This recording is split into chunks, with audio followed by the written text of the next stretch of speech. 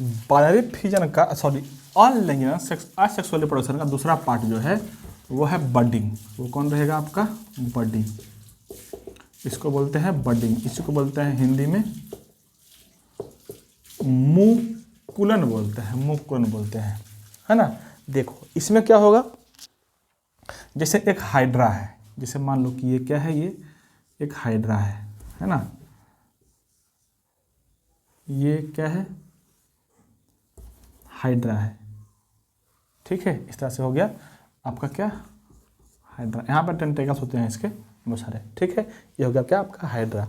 तो हाइड्रा में क्या होता है ना, हाइड्रा में क्या होता है, यहाँ से जब ये परिपक्व हो जाता है ना, जनन करने लायक हो जाता है, तब क्या करता है, यहाँ से निकलता है एक मुकुल, यहाँ से निकलता है एक बड, यहाँ से निकला एक बड निकला। इसको बोलते हैं क्या? बड बोलते हैं, बड। इसी को बोलते हैं मुकुल। इसी को क्या बोलते हैं? मुकुल बोलते हैं, मुकुल। सॉरी मुकुल नहीं, मुकुल। ये क्या निकला? बड निकला। और यही बड आगे चल कर क्या करेगा, यही बड जो है आगे चल कर क्या करेगा, फिर से ये रहेगा इस तरह से, जनक है ये, और ये क्या होगा, बड़ा हो जाएगा, बढ़ जाएगा। ये क्या हो गया? बढ़ गया, है ना।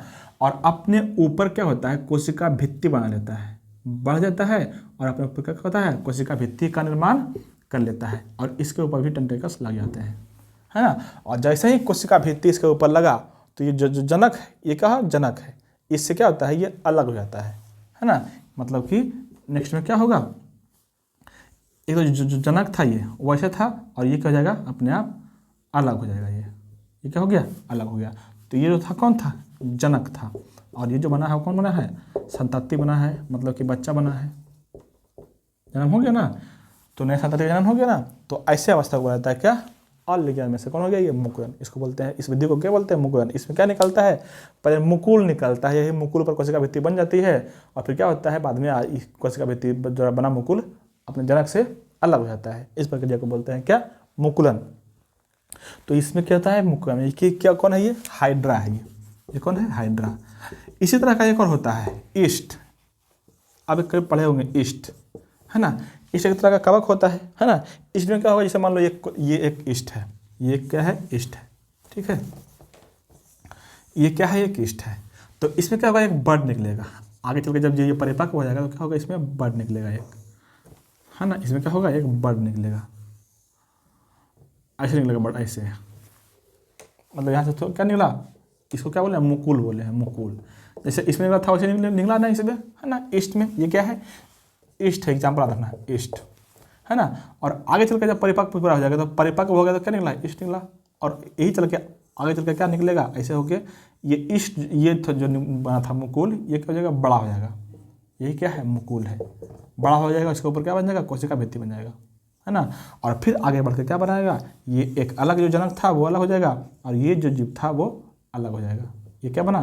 संतति बना। ये क्या बना? संतति। और ये कौन है? जनक। तो इस तरह से हाइड्रा हो गया, ईस्ट हो गया, दोनों में क्या होता है? जनन होता है। ऐसे जनन को बोलते हैं क्या? मुकुलन कहते हैं, मुकुलन कहते हैं। इसमें हम क्या बोल सकते हैं कि मात्र कोशिका से, ये कौन है? मात्र, जो जनन करता है उसको बोलते हैं मात्र कोशिका।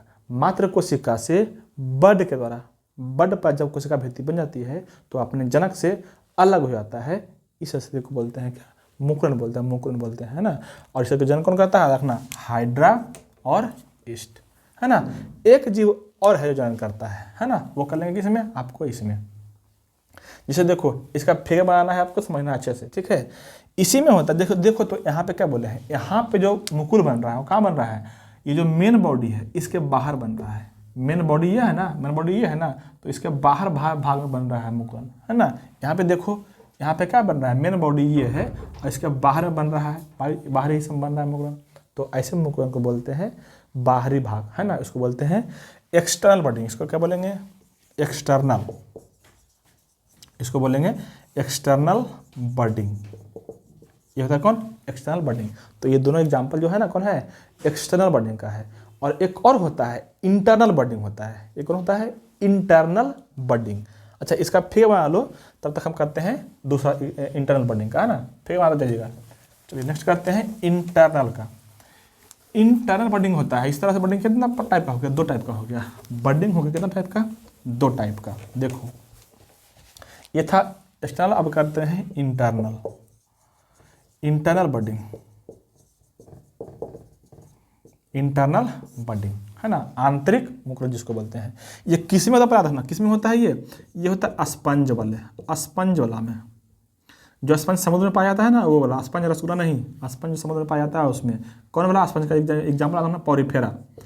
स्पंज में सबसे प्रमुख जो जीव है कौन है, पॉरीफेरा है। तो पॉरीफेरा में होता है क्या, आंतरिक मुकुलन। क्या होता है, आंतरिक मुकुलन। देखो क्या होता है इसमें, जैसे एक पॉरीफेरा का जो बॉडी होता है कैसे होता है, ऐसे होता है, इस तरह से होता है पॉरीफेरा का बॉडी। पॉरीफेरा का बॉडी किस तरह से होता है, ऐसे होता है ना।